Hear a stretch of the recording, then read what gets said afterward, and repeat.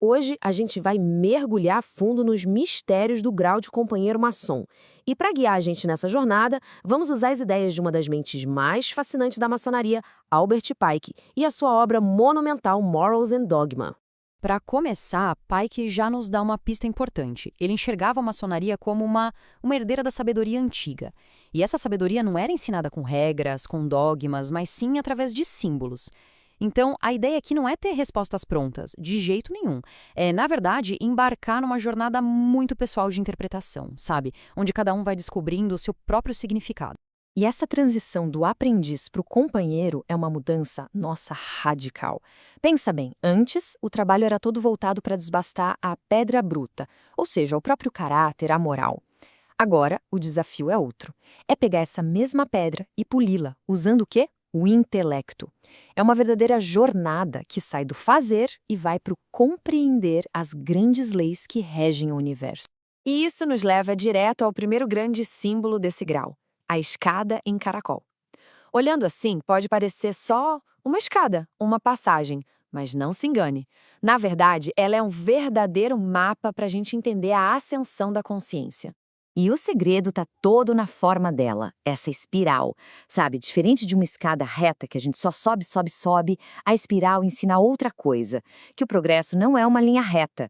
A verdadeira sabedoria, na verdade, vem de revisitar os mesmos pontos, os mesmos conceitos centrais, só que a cada volta a gente está num nível mais alto, olhando de uma perspectiva diferente, com um entendimento muito mais profundo. Faz sentido, né? Bom, essa subida começa com 3 degraus. Eles são a base de tudo, o alicerce do pensamento racional.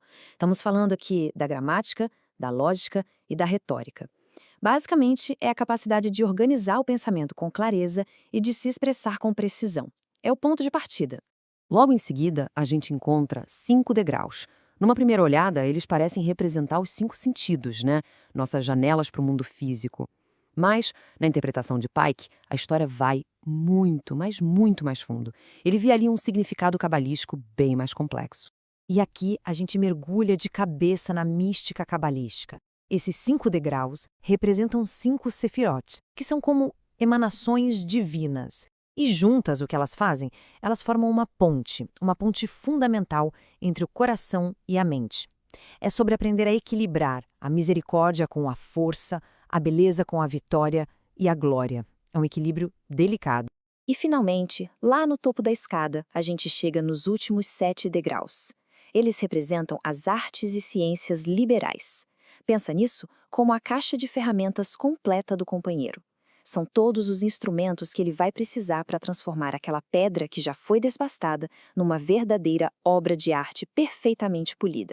Mas a coisa fica ainda mais interessante, porque, segundo Pike, essas artes e ciências não são só matérias para estudar, tipo na escola. Elas são, na verdade, representações de duas faculdades da mente que todo ser humano precisa aprender a equilibrar. E aqui a gente vê essa dualidade de forma bem clara, como se fossem os 2 pilares do pensamento. De um lado, a gente tem Rod, que é o intelecto, a ciência, a lógica, o nosso lado esquerdo do cérebro, né? E do outro lado, Netzah, que é a intuição, as artes, a inspiração, a força do nosso lado direito.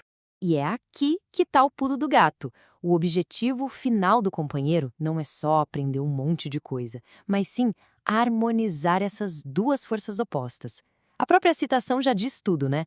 Um maçom que é só intelecto é frio, calculista, mas um que é só emoção é desgovernado, caótico. Então, o grande desafio é a integração. E toda essa jornada, essa subida pela escada, essa busca pelo equilíbrio, tudo isso leva a um ponto central. Leva ao grande mistério do grau de companheiro, que é simbolizado por uma única letra, bem ali, no coração da estrela flamejante. A pergunta que não quer calar é: qual é o verdadeiro significado da letra G? Bom, para Albert Pike, não existe uma resposta só. Essa letra carrega um significado duplo, e é esse duplo sentido que revela toda a filosofia por trás do grau de companheiro. O primeiro significado vem de gnose. É uma palavra grega para conhecimento. Mas, atenção, não é qualquer tipo de conhecimento. Não se trata de acumular fatos, de ser uma enciclopédia ambulante. Gnose é um saber que te transforma, que muda a pessoa que conhece. É o conhecimento que faz a ponte entre a teoria, o que está na cabeça, e a experiência prática, a vida real. E o segundo significado é geração. Isso tem a ver com o princípio criativo da natureza, com a força que gera vida. É a centelha divina que dá origem a tudo. E quando o companheiro entende isso, a percepção dele muda completamente. Ele deixa de ser um mero espectador do universo e passa a se ver como um co-criador consciente, trabalhando lado a lado com o grande arquiteto. Certo, com todo esse conhecimento profundo sobre si mesmo e sobre o universo, a pergunta é: e agora? O que o companheiro faz com isso? É aqui que o trabalho muda de foco. Ele sai do mundo interno e se volta para o externo. Aquela pedra, agora polida, precisa encontrar o seu lugar na grande construção. E segundo o Paik, o grande propósito é exatamente esse. Todo esse trabalho de autodesenvolvimento não é para se isolar numa torre de marfim, de jeito nenhum. É para a ação no mundo. O objetivo final é pegar esses princípios universais como liberdade, igualdade e fraternidade e aplicá-los na prática, para ajudar a construir uma sociedade melhor para todo mundo. E essa aplicação é muito prática, muito concreta. Primeiro passo, usar a ciência e a filosofia para entender as leis que regem o universo. Segundo, esquadrejar as próprias ações, ou seja, alinhar o que se faz com essas leis naturais e divinas.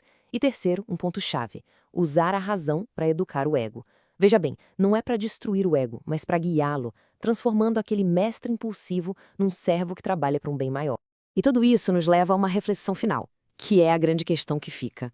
A jornada do companheiro, como o Paik descreveu, é um mapa atemporal que mostra como transformar sabedoria interior em ação no mundo.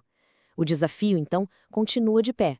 Como é que nós, individualmente, podemos usar o nosso próprio equilíbrio interno para ajudar a construir um mundo mais harmonioso e justo? Essa é uma pergunta que, convenhamos, é tão urgente hoje quanto era na época de Paik.